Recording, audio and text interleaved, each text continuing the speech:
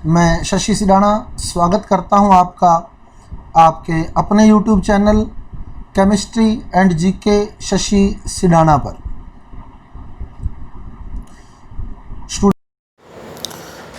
Students, तो topic जो हमारा चल रहा है रासायनिक बलगतिकी, क्लास 12th से रासायनिक बलगतिकी चैप्टर, जिसका हम लेक्चर नंबर 3 आज करने जा रहे हैं, जिसमें हम पढ़ेंगे वेग नियतांक या विशिष्ट विक्रिया, वेग की विमा व मात्रक। रासायनिक बलगतिकी जो है क्लास 12th में लेसन 4, 12th की बुक में 4th लेसन है रासायनिक बलगतिकी, जिसमें आज हम पढ़ेंगे विशिष्ट विक्रिया वेग यानी वेग नियतांक की विमा व मात्रक।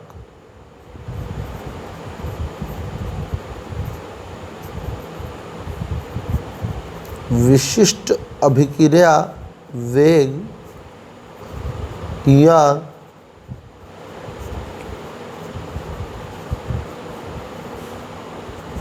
वेग नियतांक की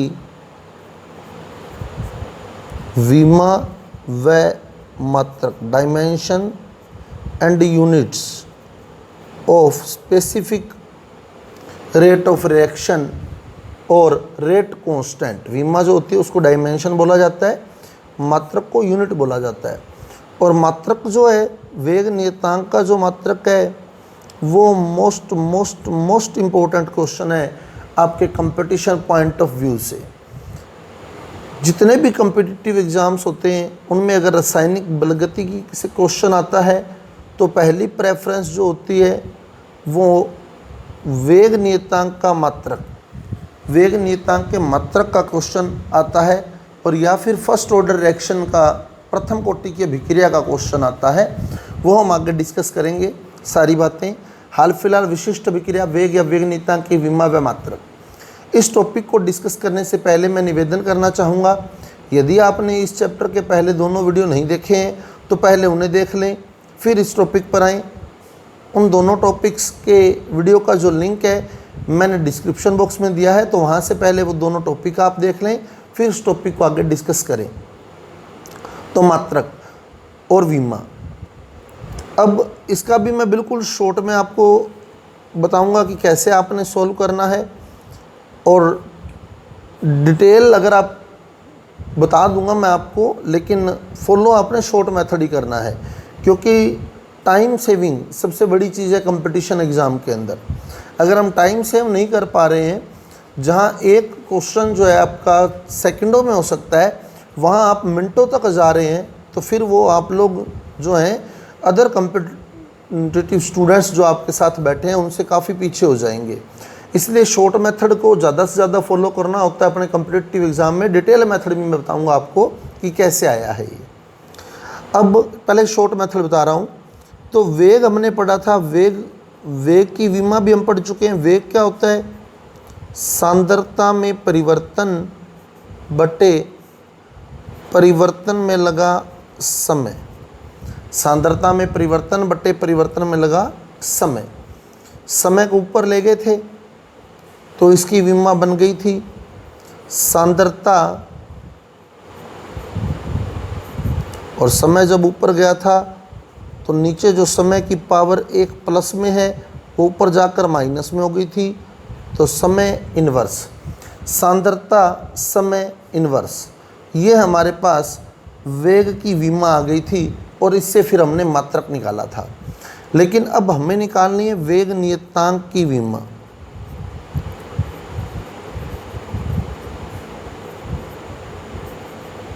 वेग नियतांक की विमा या विशिष्ट अभिक्रिया वेग की विमा। तो वेग की विमा क्या थी वो लिख दें पहले। तो सांद्रता समय इन्वर्स, यही थी। यहाँ सांद्रता की पावर कितनी है? 1। सांद्रता की पावर 1 है। अब वेग नियतांक को किससे लिखते हैं हम? K से।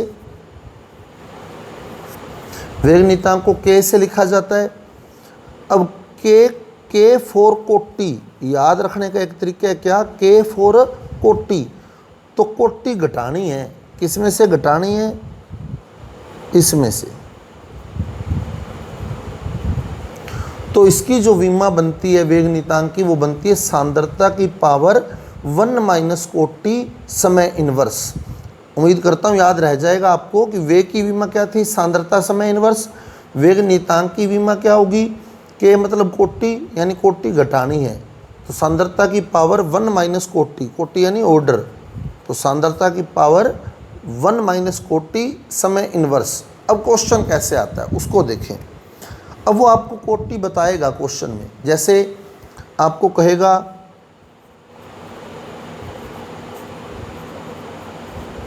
शून्य कोटि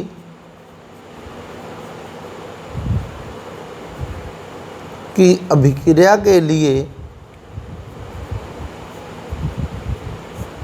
वेग नियतांक का मात्रक, मात्रक पूछेगा आपसे, विमा नहीं, मात्रक वे भी सोल्व कर लेंगे।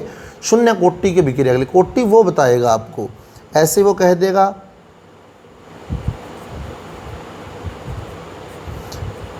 प्रथम कोटि की अभिक्रिया के लिए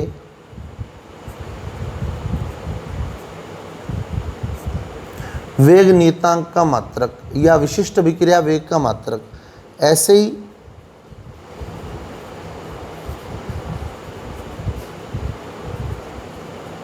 द्वितीय कोटि की अभिक्रिया के लिए वेग नियतांक या विशिष्ट अभिक्रिया वेग का मात्रक। अब कोटि उसने बता दी शून्य, तो आपने क्या करना है, जहाँ कोटि हमने लिखा है वहाँ कोटि का मान रखना है। जैसे उसने कहा शून्य कोटि, तो कोटि की जगह शून्य लिख दें। उसने कहा प्रथम कोटि, तो कोटि की जगह 1 लिख दें। उसने कहा द्वितीय कोटि, तो कोटि की जगह 2 लिख दें। तो कोटि वो बताएगा आपको। तो आपने क्या करना है, के क्या था, के यानी वेग नियतांक सांद्रता की पावर 1 माइनस कोटि समय इनवर्स, सांद्रता की पावर 1 माइनस कोटि समय इनवर्स। अब कोटि क्या थी, शून्य, तो मैंने कोटि की जगह शून्य लिख दिया। क्लियर। तो ये बन गया सांद्रता की पावर 1 माइनस 0 समय इनवर्स, 1 माइनस 0 यानी 1, तो ये बन गया सांद्रता की पावर 1 समय इनवर्स, सांद्रता की पावर 1 समय इनवर्स। अब मात्रक क्या बनेगा इसका,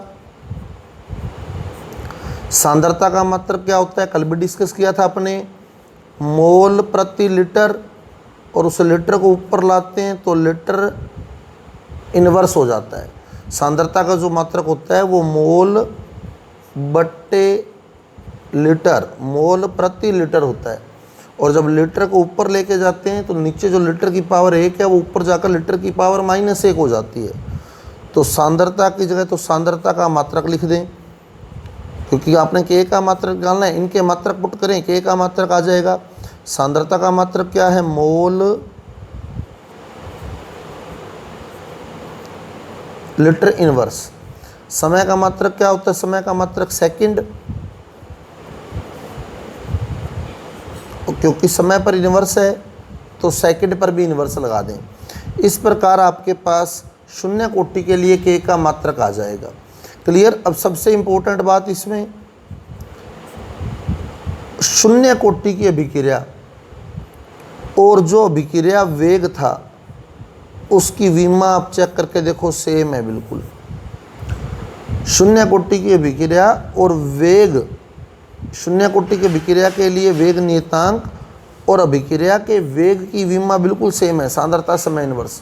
तो मात्रक भी यही होता है, वेग का मात्रक भी यही होता है, शून्य कोटि की अभिक्रिया का मात्रक, शून्य कोटि की अभिक्रिया के लिए के का मात्रक भी यही होता है। अब क्वेश्चन क्या आता है, उस अभिक्रिया की कोटि बताइए जिसके वेग नियतांक का मात्रक वेग के मात्रक के समान होता है। उस अभिक्रिया की कोटि बताइए जिसके वेग नियतांक का मात्रक वेग के मात्रक के समान होता है, तो वह शून्य कोटि की अभिक्रिया है। क्लियर। अब चले हम प्रथम कोटि पे। तो प्रथम कोटि के लिए हमने क्या लिखा था, क्या लिखेंगे, के बराबर सांद्रता की पावर 1 माइनस कोटि, कोटि कितने प्रथम, तो 1 लिख दिया, समय इनवर्स 1 - 1 क्या हो गया 0, तो ये बन गया सांद्रता की पावर 0 समय इन्वर्स। सांद्रता की पावर 0 का मान 1, तो इसके जो k की विमा आई वो आई समय इन्वर्स। सांद्रता की पावर 0 है तो ये तो 1 हो गया, तो बचा क्या, समय इन्वर्स। समय इन्वर्स, अब समय का मात्रक क्या होता है, सेकंड, तो समय की जगह आप सेकंड लिख दें, समय की जगह सेकंड लिख दें, क्योंकि समय पर इन्वर्स है तो सेकंड पर भी इन्वर्स लगा दें। इस प्रकार प्रथम कोटि के विक्रिया के लिए जो k का मात्रक आएगा आपके पास वो आएगा सेकंड इन्वर्स।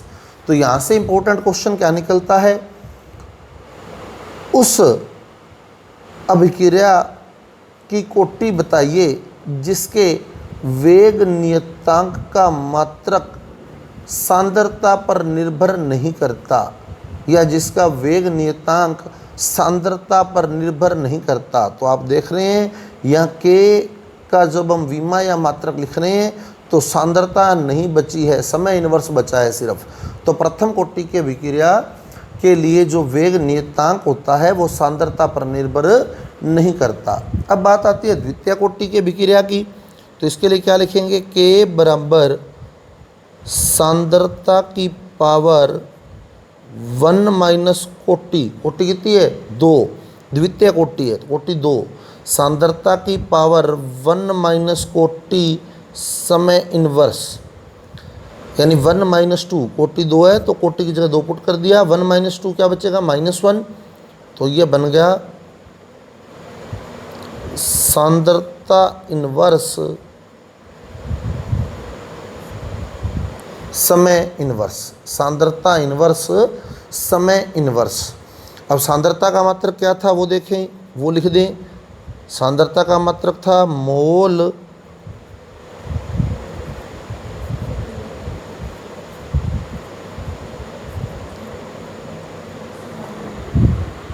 लीटर इन्वर्स,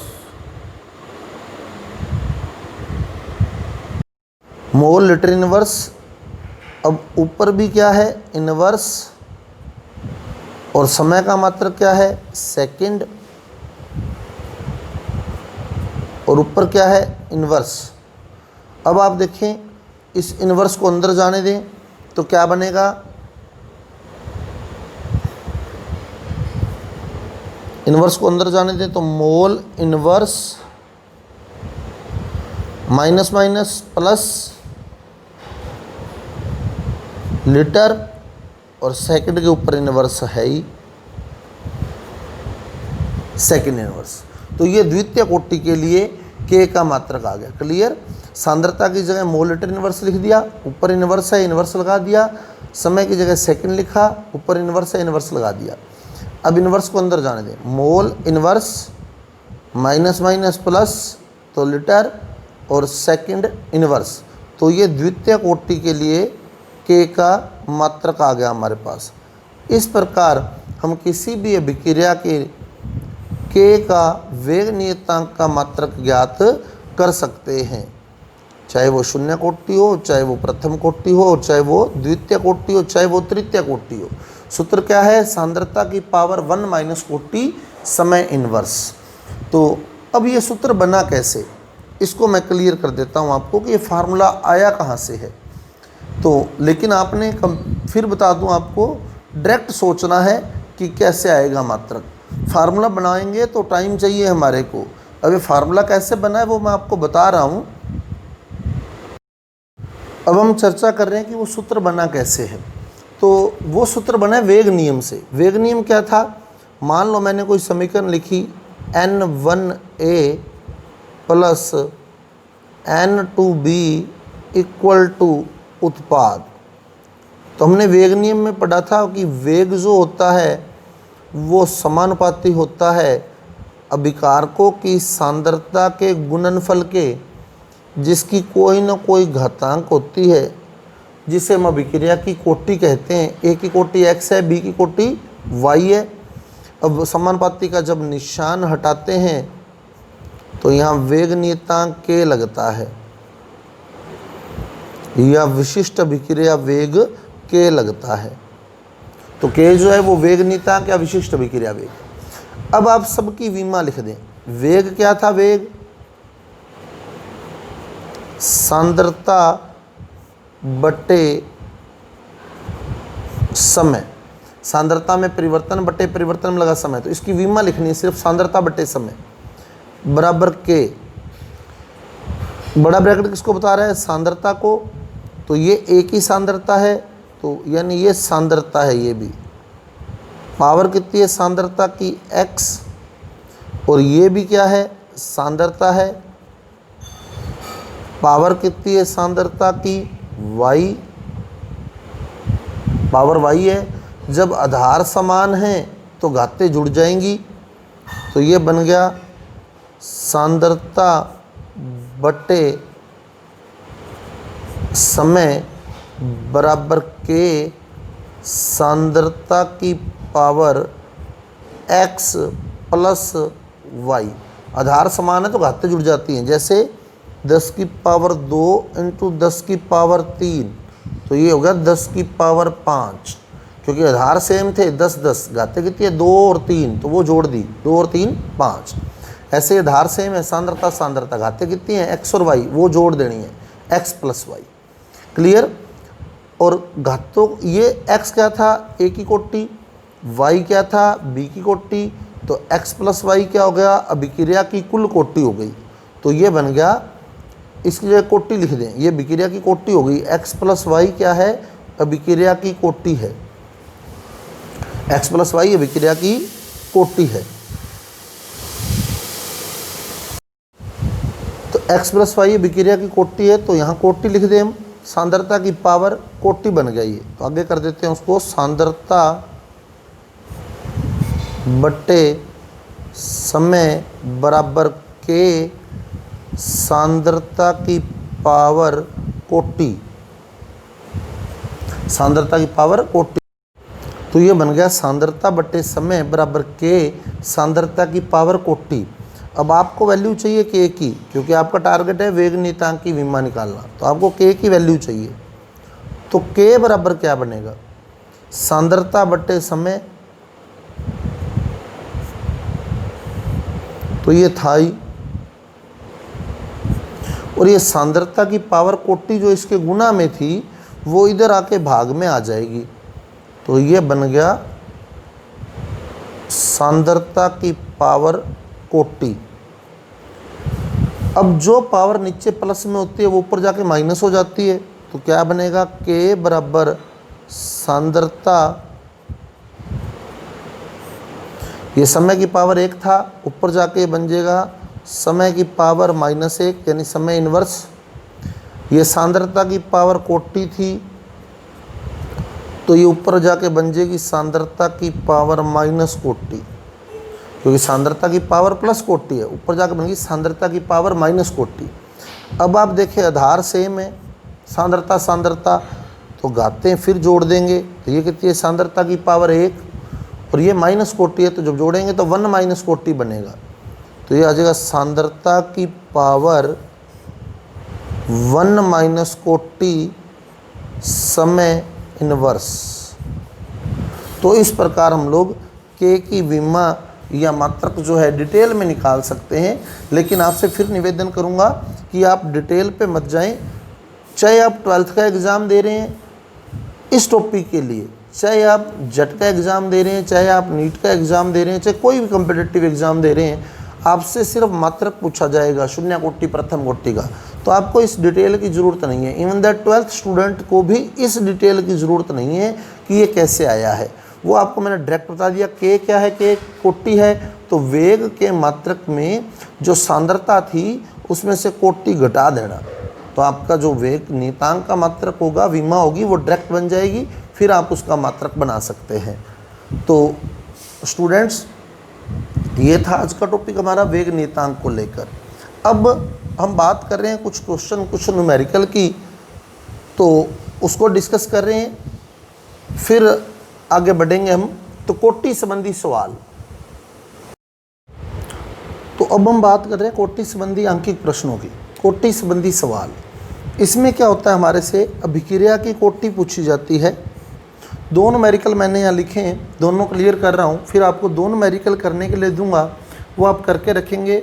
फिर इसी क्वेश्चंस को जो अब कॉम्पिटिटिव एग्ज़ाम में लेटेस्ट मेथड आ रहा है उसको हम डिस्कस करेंगे। लेकिन पहले लेटेस्ट मेथड से पहले आपको ये पता होना चाहिए, क्योंकि वो मेथड यही है, क्वेश्चन यही है, सिर्फ उसका जो लिखने का तरीका है, उस क्वेश्चन को लिखने का तरीका बदल दिया गया है।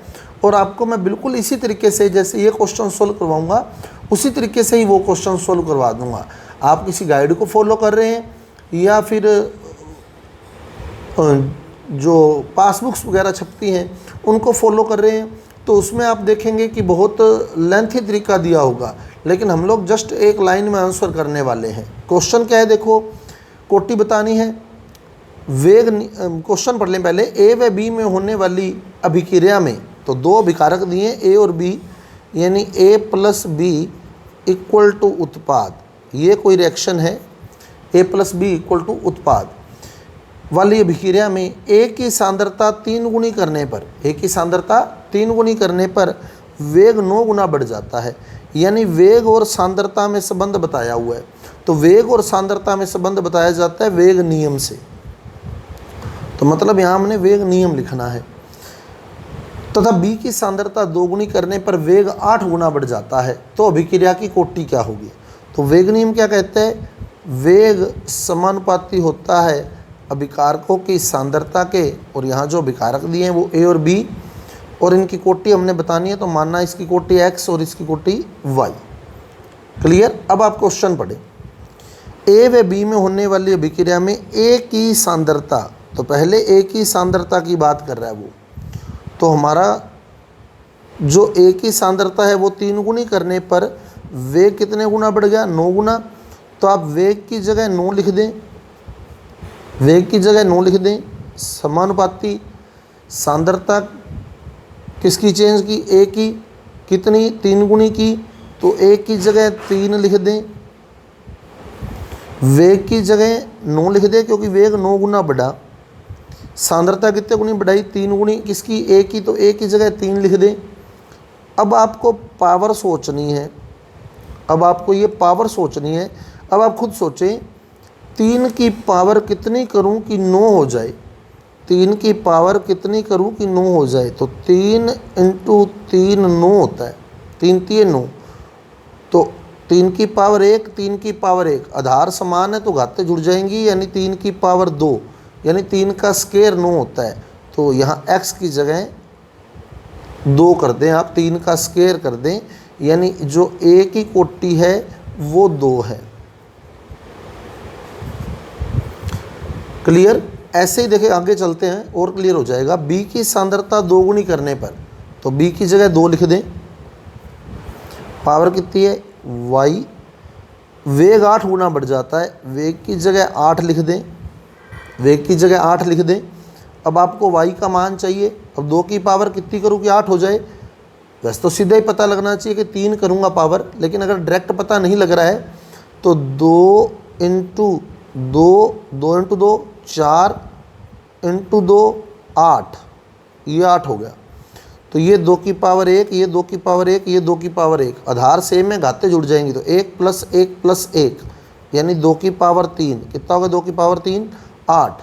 तो 2 की पावर 3 8 होता है। तो जो 2 की पावर है वो 3 कर देंगे, यानी y की जगह आप लोग 3 लिख देंगे। तो b की कोटि कितनी हो गई? 3 हो गई। क्लियर? अब आपसे पूछा अभिक्रिया की कोटि, तो a की कोटि 2 थी, b की कोटि 3 थी, तो अभिक्रिया की जो कोटि होगी यानी कुल कोटि होगी वो 5 हो जाएगी। तो अभिक्रिया की कोटि कितनी है? 5 है। तो इस तरह से क्वेश्चन हमने करना है। बहुत ही इजी तरीका आपको दिया है, कोई डेरिवेशन वगैरह कुछ भी नहीं है, बिना फार्मूले के क्वेश्चन है। फार्मूला भी लग सकता है इसमें, एक्चुअल में फार्मूले के थ्रू ही करना होता है हमें, लेकिन जब हम कम्पिटिटिव एग्जाम में बैठ रहे हैं तो मैं बार बार आपको कह रहा हूँ टाइम सेविंग पहले है। टाइम सेव हो गया तो फिर आप लोग कईयों को पीछे कर चुके हैं। अब इस पर चले हम। ए व बी के मध्य हो रही है अभिक्रिया, यानी सेम रिएक्शन है। अब कहता है ए की सांद्रता को 2 गुना, तो ए की सांद्रता को 2 गुना, तो ए की जगह 2 लिख दें। पावर कितनी है? x। वेग कितना हो गया? 16 गुना, तो वेग की जगह 16 लिख दें। वेग की जगह 16 लिख दें। अब x का मान निकाल लें, कितना आएगा x का मान। तो x का मान आप लोग जब सोल्व करेंगे तो 4 आएगा। अगर नहीं पता लग रहा है तो 2 × 2, 2 दूनी 4 × 2, 8 × 2 16, ये 16 हो गया। तो ये 2 की पावर 1, ये 2 की पावर 1, ये 2 की पावर 1, ये 2 की पावर 1, आधार समान है, घाते जोड़ देंगे 1 + 1 + 1 + 1 यानी 4। तो x की जगह 4 आ गया, यानी आपके पास a की कोटि 4 आ गई, a की कोटि 4 आ गई। x क्या है, a की कोटि है। अब ऐसे कहते हैं b की सांद्रता 5 गुनी करने पर वेग 25 गुना हो जाता है। तो वेग की जगह 25 लिख दें, b की सांद्रता की जगह 5 लिख दें। पावर आपने सोचनी है। अब 5 की पावर कितनी करें कि 25 हो जाए, तो 5 की पावर 2 25 होता है। 5 की पावर 2 25 होता है। 5 × 5 25 हो गया। तो ये 5 की पावर 1, ये 5 की पावर 1, आधार सेम है, घाते जुड़ जाएंगी तो 1 + 1 2, यानी 5 का स्क्वायर 25 होता है। तो y = 2। तो अब आपसे कुल कोटि पूछी गई है, तो कुल कोटि यानी अभिक्रिया की कोटि कितनी है, 6। दोनों को जोड़ लेंगे तो अभिक्रिया की कोटि आ जाएगी। तो ये था क्वेश्चन हमारे पास, बहुत ही सिंपल मेथड है, आराम से आप लोग सोल्व कर सकते हैं। अब कुछ क्वेश्चंस मैं आपको दे रहा हूँ, वो आप लोग करके देखेंगे। 2 ही क्वेश्चन दूंगा, और यदि आपको कोई डाउट रहता है तो कमेंट बॉक्स में लिखें, मैं आपको सोल्व करूँगा वो डाउट।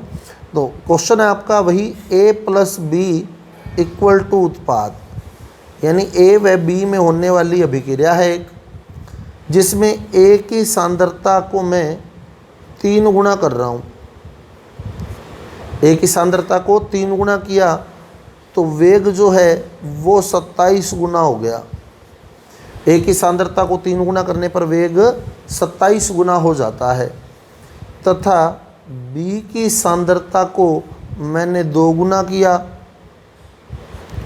b की सांद्रता को 2 गुना किया तो वेग जो है वो 4 गुना हो गया। वेग 4 गुना हो गया। a की सांद्रता को 3 गुना करने पर वेग 27 गुना हो जाता है, तथा b की सांद्रता को 2 गुना करने पर वेग 4 गुना हो जाता है। तो अभिक्रिया की कोटि ज्ञात कीजिए। तो कोटि आपने सोल्व करनी है। क्वेश्चन वापस देख लें। a की सांद्रता को 3 गुना करने पर वेग 27 गुना हो गया, और b की सांद्रता को 2 गुना करने पर वेग 4 गुना हो गया। तो अभिक्रिया की कोटि आपने बतानी है। ऐसे ही एक क्वेश्चन और, a + b = उत्पाद, a + b = उत्पाद। a की सांद्रता को 4 गुना किया, a की सांद्रता को 4 गुना किया तो वेग जो है वो 64 गुना हो गया। a की सांद्रता को 4 गुना करने पर वेग 64 गुना हो जाता है। a की सांद्रता को 4 गुना करने पर वेग 64 गुना हो जाता है, तथा b की सांद्रता को 3 गुना करने पर, b की सांद्रता को 3 गुना करने पर वेग जो है वो 81 गुना हो जाता है। a की सांद्रता को 4 गुना करने पर वेग 64 गुना हो जाता है, और b की सांद्रता को 3 गुना करने पर वेग 81 गुना हो जाता है। तो अभिक्रिया की कोटि आपने बतानी है। तो ये 2 क्वेश्चन आपके पास हैं जिन्हें आप करके रखेंगे। अगले वीडियो के अंदर, नेक्स्ट वीडियो के अंदर हम इनको डिस्कस करेंगे। फिर लेटेस्ट मेथड, लेटेस्ट न्यूमेरिकल किस प्रकार से दिया जाता है, सॉल्व इसी तरीके से करेंगे हम लोग, लेकिन उसका जो देखने का तरीका होगा, न्यूमेरिकल जो दिखेगा वो ऐसा नहीं दिखेगा। तो उसको भी मैं आपको बताऊंगा बिल्कुल इजी मेथड के अंदर। तो इसी तरह न्यूमेरिकल सॉल्व करने के लिए जुड़े रहें हमारे साथ। यदि आपको मेरा वीडियो अच्छा लग रहा है तो कृपया मेरे वीडियो को लाइक कीजिए, शेयर कीजिए और मेरे चैनल को सब्सक्राइब कीजिए। तो मिलते हैं अगले वीडियो के साथ। धन्यवाद।